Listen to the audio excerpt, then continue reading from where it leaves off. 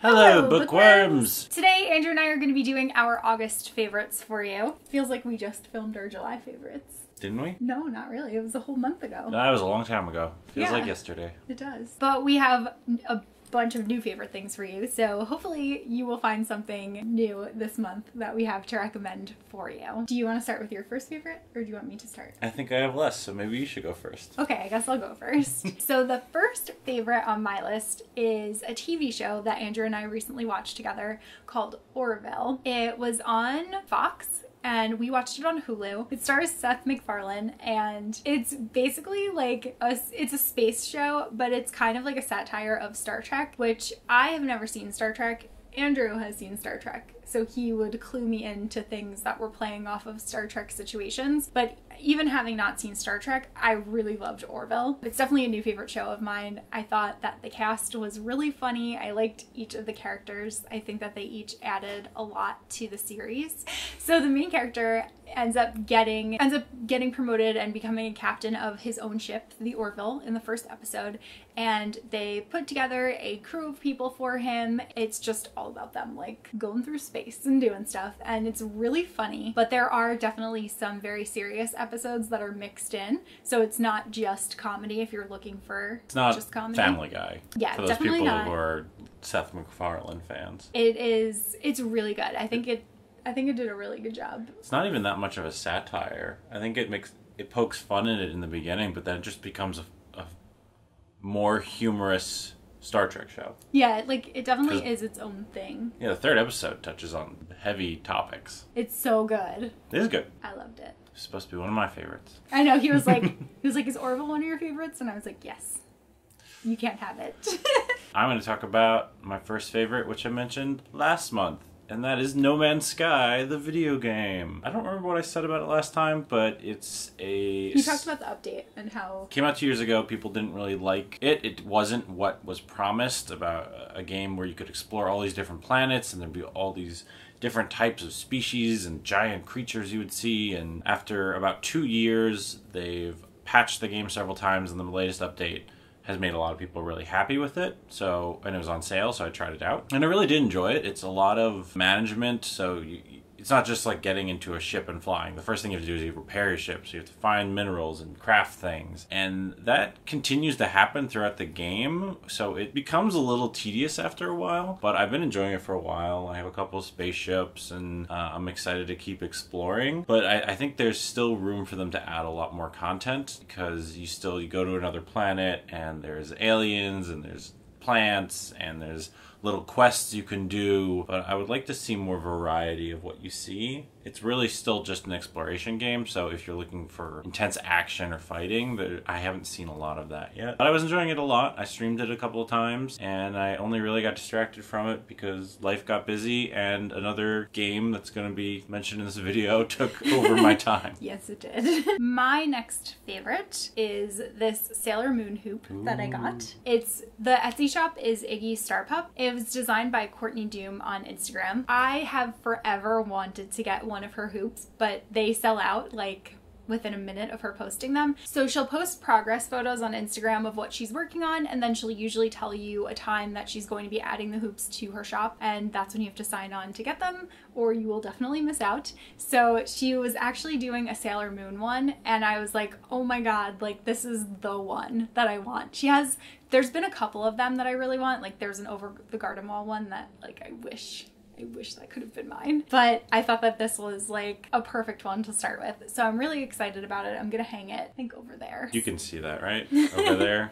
But yeah, she was as she was doing her progress photos, I was like, oh my god, I want that so badly, and I always miss them. And so she was kind enough to send me a message right before she was posting them, and she was like, I know you said you really wanted one. I just wanted to let you know that I'm gonna be posting it soon. And I was like, oh my god, thank you so much. So I set an alarm and I got it as soon as she posted it within the shop. I actually ended up getting the last one, and I'm so thankful. I love it so much. It's so cute. And it's actually, I don't know if you can tell, but there's like glitter in each of the little circles too. It's so cute. I love it. Favorite. Hashtag favorite. Yes. My next favorite is going to be a webcomic. It's called My Giant Nerd Boyfriend. It's so good. It's very fun. It's a slice of life comic. The artist goes by the name Fishball. She started this webcomic I think like 2 years ago. You should be able to find it if you just Google it. But it's about her being a really short, geeky, nerdy artist and her boyfriend being a big nerd in the sense that he is 6'4" maybe. So there's a huge height disparity between them. But it's just very funny slice of life comments on their interactions. Sometimes it's really cute. Sometimes it's just comical. It's very relatable. It's very, if you are geeky or nerdy and you're in a relationship, you're going to find parallels to it. We'd like finding that. If one of you is really tall and the other one's really short, you might find parallels there. Really short. You're not really short, but there's still still things there. Yeah. Well, I've got like 7 inches on you. Yes, you are much taller than me.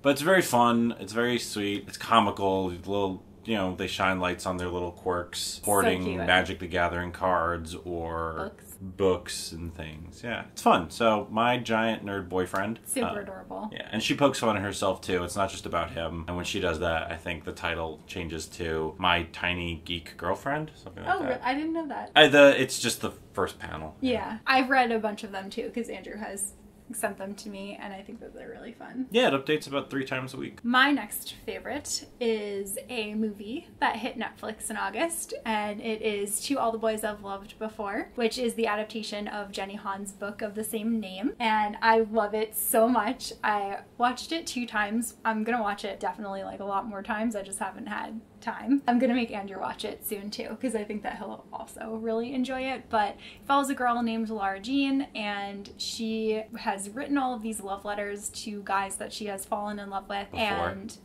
Before. But she writes the letter as a way to kind of like get over them. That's like her goodbye kind of thing. And she keeps them all in this hat box, and then she's donating things right before her sister's leaving for college, and then she starts school, and the next thing she knows, someone walks up to her holding one of those letters. Then it seems like all of those letters have gotten out and things just get like chaotic, and it's so cute and so adorable. It's like such a heartwarming story, and Lara Jean is just such an amazing character, and I feel like she is very relatable. I love her little sister Kitty. She's so funny. Like all the same things that I loved about the book, I love about the movie, and I just felt like it really was the hands down best YA book to movie adaptation that has happened, like I'm gonna say ever. It was like that good. High praise. Yeah, it was amazing. It was just honestly the best, and I really hope that they will make more of them. Because there's 2 more books. Yeah. For my third favorite, I'm going to talk about a podcast, which a friend of ours is on, Giovanni, and it is called the Left Trigger, Right Trigger podcast. It is a video game, they sometimes call it a video game book club podcast. I don't know if it is that,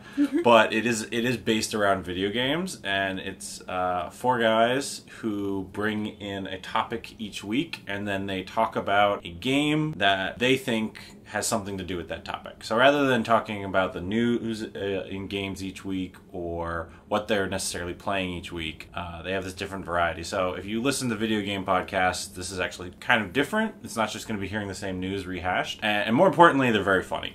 They are. They're guys who've known each other for a while, so they have inside jokes and everything. And since you don't have to worry about current events, you could probably go back and start at the beginning and listen through. Because they've been doing it for well over a year now. Well, they did a 24-hour charity live stream on their 1-year anniversary, which also brings up the fact that they have a YouTube channel, LTRT Cast or Left Trigger, Right Trigger. I don't remember it off the top of my head. Look it up. Follow them. I should know this.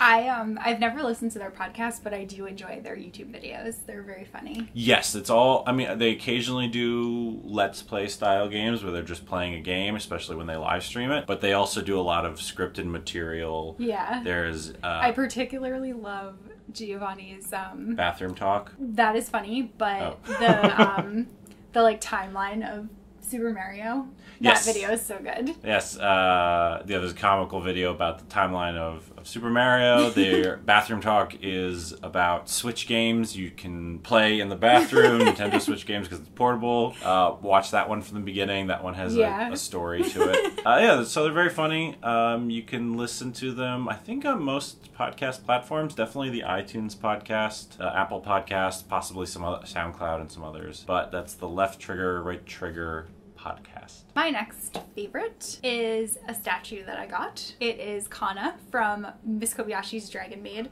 She was my favorite character on the show. I love her so much. She's so cute. And I love her hair and I love her outfits. And she has this like adorable little backpack and her tail. And she's just like... because she's a dragon. This tiny little dragon child. And she's so sweet. And she's just learning things. She's in school during the series. And I just want to give her a hug. She's the best.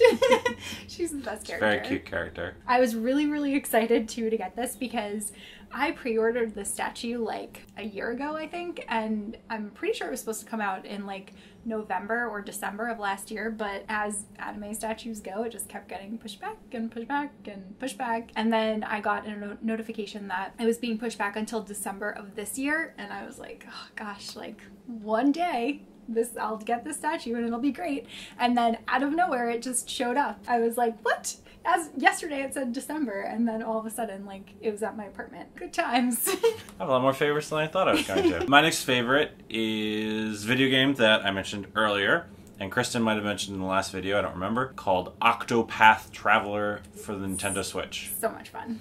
It's a lot of fun. It is... You should hold up the cartridge. It's in the bedroom. I don't... Image! Right in front of Kristen. Octopath Traveler is a JRPG, so it's kind of like your old Final Fantasy games where it's turn-based fighting, but...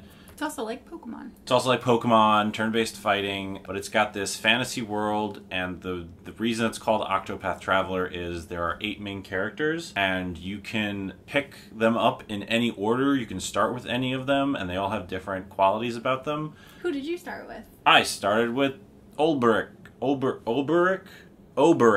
I'm going to butcher that. I started with Ophelia. Yeah, so, we're both playing it. Hard. Kristen picked one of the hardest players to start with, but it gets easier. But it's been a lot of fun. I'm still collecting all the characters at the beginning of the game, and I've probably played close to 20 hours. Yeah. It is a lot of fun. The graphics are so beautiful. They are. They look like the Super Nintendo sprites, but then they run around this tilt-shift 3D world, which adds a really nice effect to it. Yeah, all the special effects are great. There seems to be some lore there. Like, I don't want to say too much because Kristen is further behind than I am, but I think each story is going to give little bits of lore because all the characters have their own story arcs. And it's interesting. It's interesting the world they're building. It's been a lot of fun to Andrew's play. Been hogging it, though. I have not been hogging it. I've been playing it, and Kristen knows she can tap me on the shoulder at any point to take it and play it. But it's a great game to play on the go too. We've been traveling a little bit, so I play it on the Switch, on the train, or on the ferry, or whatever we've been on. Whatever mode of transport. Whatever mode of transport, I am not steering. But yeah, it's a lot of fun. If you like turn-based games and you have a Nintendo Switch, check it out. My last favorite is this sweater that I got from Unique Vintage. It's pink, obviously, and it has a spider web on it, and there's actually spiders on the sleeves too. But it is so comfortable. It's like the softest sweater ever, and I love that it's like, you know, it's summer, so you're like, oh, pastel in summer, but it's also like, but I'm ready for October because spiders. So it's like my subtle way of being like, transitioning into fall clothes. I love it. It's almost fall. It's very comfortable, and it's so cute. It was like, I was not expecting it to be as soft and comfortable as it was, so I was really excited when it showed up, and I've worn it like a lot since I've gotten it. My last favorite is a movie that Kristen and I saw recently called The Night is Short, Walk on Girl. It's an anime by the people who did Lu Over the Wall. Yes. You almost said Over the Garden Wall. I almost said Over the Garden Wall, which is a fantastic show. So good. It will probably never be in our favorites because we've watched it many times in the past. It will be in my favorites. So go watch I've talked about it a lot. Over the Garden Wall. Besides that, the movie we saw it in theaters, so I don't know where people can watch it, because this was a Fathom event. Yeah, it was just for 2 nights only at the end of August. I'm sure that it'll be released on like DVD and Blu-ray in the next couple of months, because it was released by G Kids, who are the same people that released Mary and the Witch's Flower. And that has since come out on Blu-ray. So I'm assuming that it'll be available soon.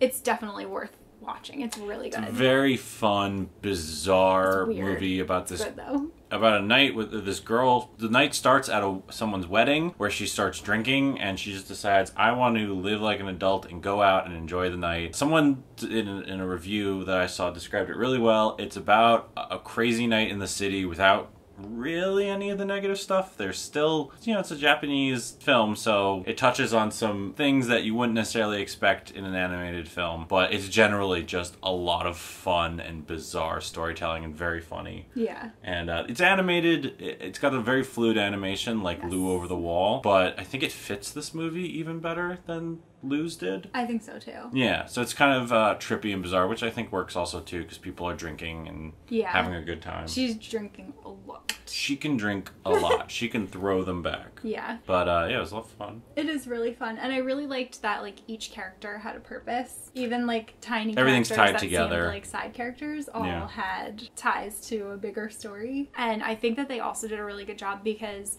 the main character, she is the kind of character that you would think would be like a manic pixie dream girl, but she really isn't. Like, she just wants to go out and have fun and explore. The whole movie, there are like a whole bunch of plots going on, but 2 of the main ones are her going out and having this fun night, and then this guy named Senpai who has had a crush on her for the longest time, and he has orchestrated all of these chance meetings between them. Like, he's always like, oh, hello, and then what a coincidence, but like, so just so that he's in her mind. He's trying to ask her out. He wants to ask her out, but he hasn't had the courage to do so yet. So he's following her all over the city throughout this night because he wants to like build up to that point. And not in a super, I guess in a mildly creepy way.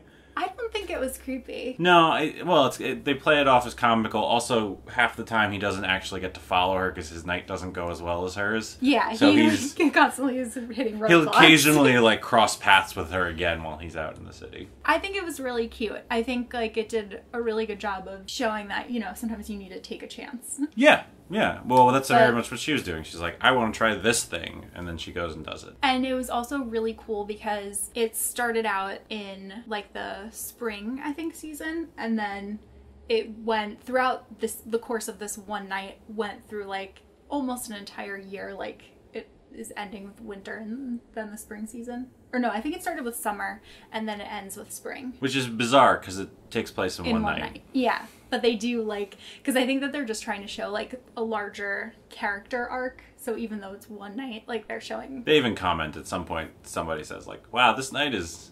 It's weird. It's going on very long, isn't it? And my favorite part, for sure, was the play part, which you'll know if you watch it. It's so good. If you like anime, it's fun. Yeah. It's just fun. As a update to the last video, we have another new nephew now. He's so cute. He's adorable. He is the cutest nephew we have met in person.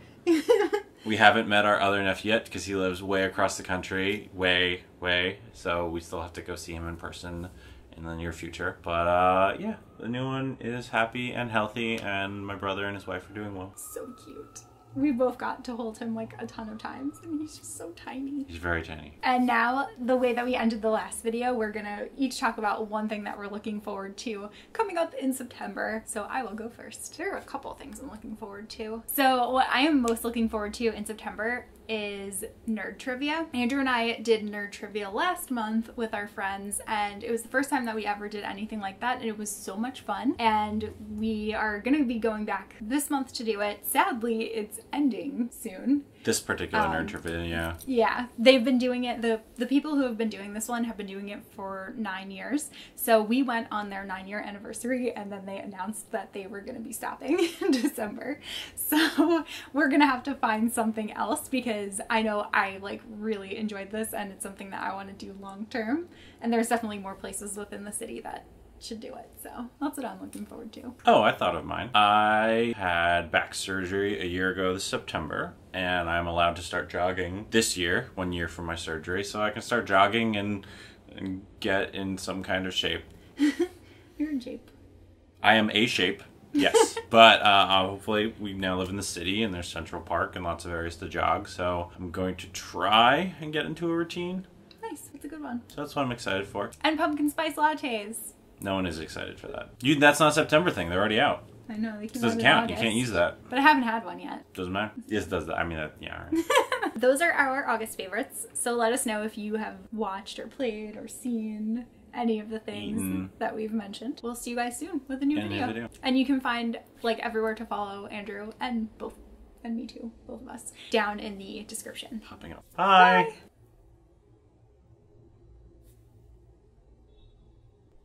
Okay.